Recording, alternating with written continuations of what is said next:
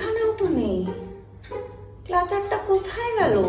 বাবা এই গরমে না চুলটা একটু তুলে না বাঁধলে কোনো কাজ করতে পারি না, ঘাড়ের কাছে চুলটা হয়ে থাকলে। ক্লাচারটা যে কোথায় গেল সারা বাড়ি খুঁজে পাচ্ছি না। মা তো চুলের এই ক্লিপটার ব্যবহারই করে না। পিঙ্গু, এই ক্লিপটাকে ভেঙে দেবো, তারপর তোর জন্য চিরুনি বানিয়ে দেবো, দিয়ে তোকে আঁচড়ে দেবো সুন্দর করে। জানিস পিঙ্গু, চিরুনি একজনেরটা অন্যজন ইউজ করতে নেই। মা বলেছে প্রত্যেকের আলাদা চিরুনি, গামছা, টুথব্রাশ এগুলো হওয়া উচিত। দাঁড়া আমি এটা ভাঙি।